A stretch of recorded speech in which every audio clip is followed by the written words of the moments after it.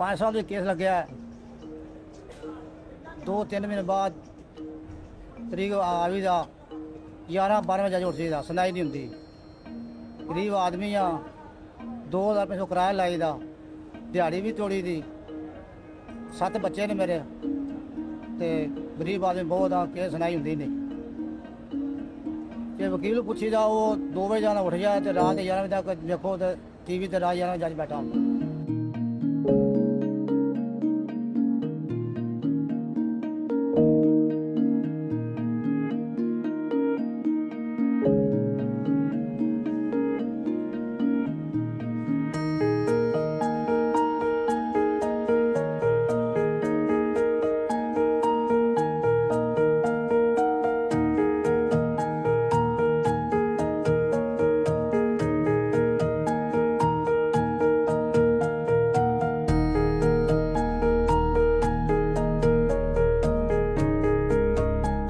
बाखिदमत जनाब इज्तिमाद chief justice साहब Lahore high court Lahore, जनाब अली गुजारिश है कि मेरा अनपढ़ क्लाइंट हमीदा कुमार का केस लेफ़्ट ओवर हुआ तो मैंने कॉल पर बताया कि जज साहब 2 बजे कोर्ट टाइम ख़त्म होने की वजह से चले गए हैं। आपके केस की समाअत अब सोमवार को होगी क्योंकि हफ्ता और इतवार को छुट्टी है।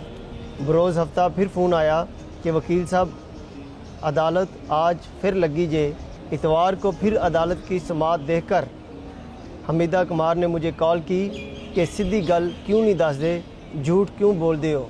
मैंने बताया कि सियासी शख्सियात के केसेस किसी वक्त भी सुने जा सकते हैं। हमीदा तेरे ते सियासी लोगों विच बड़ा फ़र्क है। इस पे क्या कोई रद्द-ए-अमल आया, को क्या इस्लाह हुई या कुछ हुआ? किसी ने कोई इस पर कोई तवज्जो नहीं दी और कोई चेंजिंग नहीं आई। वैसे के वैसे हालात चल रहे हैं।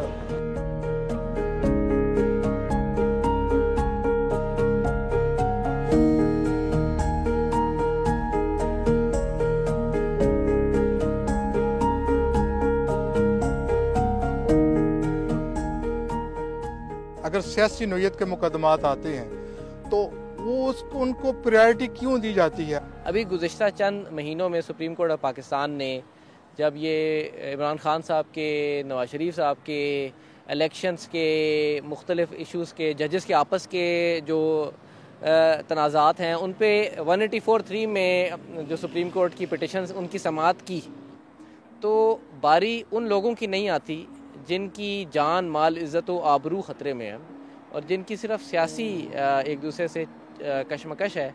उनके मुकदमात रोज़ाना उनकी समाअत होती है, तो इस पर हमें भी दुख तो होता है।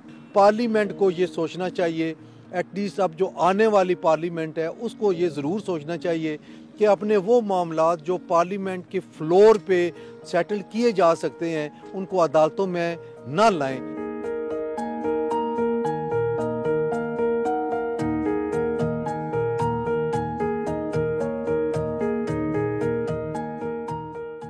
पॉलिटिकल ग्रुपिंग हुई है, मेरा ख्याल है कि ये कुछ ज़ाती ग्रुपिंग का भी शिकार हो चुके हैं और पिछले कुछ अरसे से ये बड़ी नुमायाँ हो चुकी है। एक तो पॉलिटिकल मैटर जब भी आते हैं अदालतों में, अगर हाई कोर्ट की बात करें या सुप्रीम कोर्ट की भी बात करें, तो बेंच बनने के बाद 70% ये अंदाज़ा लगा लिया जाता है कि अब ये बेंच किस तरफ जाएगा। ये बड़ा अनफॉर्चुनेट है, ये नहीं होना चाहिए।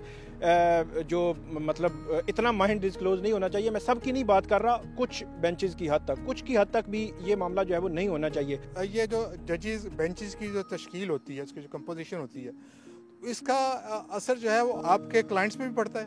आप सुप्रीम कोर्ट को छोड़ दें, हाई कोर्ट में और इवन लोअर कोर्ट्स में वकील की इस वक्त जो सबसे बड़ी महारत है वो ये है कि उसको पता हो कि कौन सा मुकदमा किस जज के पास लगवाना है और कैसे लगवाना है। क्योंकि एक ही मामला जिसमें एक जज के सामने आप स्टे मांगेंगे वो नहीं देगा, दूसरा दे देगा।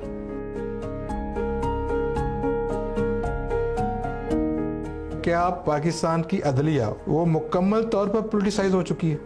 पिछले 1-1.5-2 साल की पैदावार है ये डिवीज़न, जिसने हमारी जुडिशरी को बहुत नुकसान पहुंचाया है। पहले कभी नहीं होता था, पहले भी फैसले मुतनाज़ा हुए हैं, पहले भी तकलीफ दे फैसले हमारी हाई कोर्ट ने, सुप्रीम कोर्ट ने किए हैं, लेकिन इस तरह से डिवीज़न हो जाना कि अब तो श्योर है कि इस बेंच ये जज फैसला इस पॉलिटिकल पार्टी के फेवर में करता और ये बेंच होता तो इस पॉलिटिकल पार्टी के फैसले में जाता। हम ये जो डिवीज़न है उसकी वजह से हमें तकलीफ है, लेकिन 140 नंबर या 130 नंबर नीचे लोअर जुडिशरी और जो डिलेज हैं और जो हमारे कानून साजी नहीं होती, इस पे असेंबली ने कानून साजी नहीं की, कोर्टें कैसे करें। लोगों का जो ट्रस्ट है सुप्रीम कोर्ट पे वो रोज़ बरोज़ जो है वो कम होता जा रहा है, बहुत हद तक कम हो गया है।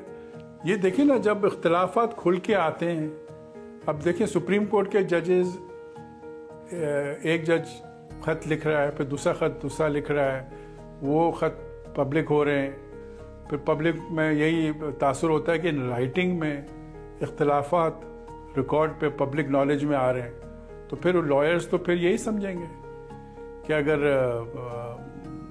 इस केस का फैसला इस तरह होगा, अगर वो बेंच सुनती तो उसका दूसरा होता, क्योंकि ये इनके आपस में ताल्लुकात में कशीदगी है। तो ये बड़ी बदकिस्मती की बात है हमारी सुप्रीम कोर्ट में।